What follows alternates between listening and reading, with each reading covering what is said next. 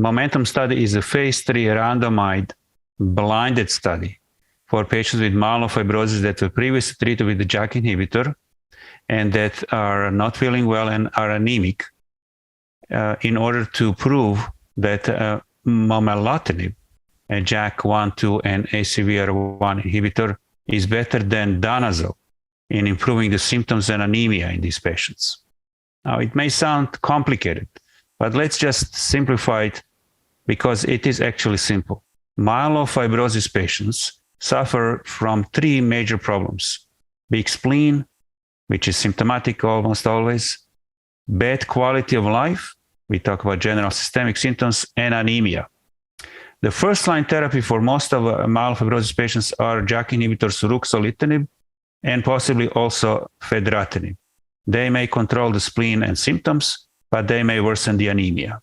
Once they stop working, then patients are anemic, they don't feel well, they may have a big spleen, and they have a shorter life expectancy. We call this second line. Second line therapies are not very well defined. And in this setting, Momentum study was done for people that don't feel well and that are anemic. They may or may not have a big spleen. They were randomized in blinded way between the Momelotinib, a new JAK inhibitor, and Danazol. Danazol is anabolic steroid, which is typically given for control of the symptoms and anemia. So the goal of that randomized blinded study was to see, number one, that the patients feel well.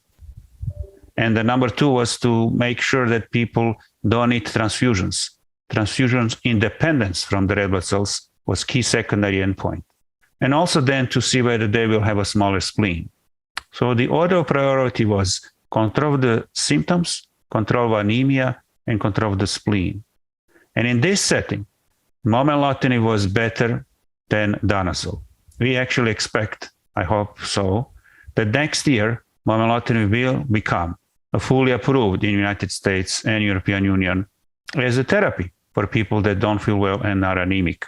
And it may also control the spleen. So it's a rather unique JAK inhibitor because it can tackle all the 3 problems at the same times. And this is because of mode of action. It inhibits JAK1, JAK2, that decrease myeloproliferation and inflammation, and is also ACVR1 inhibitor, which inhibits the hepcidin, and that is master iron regulator, allowing more of red blood cells to be made, so tackles the anemia problem.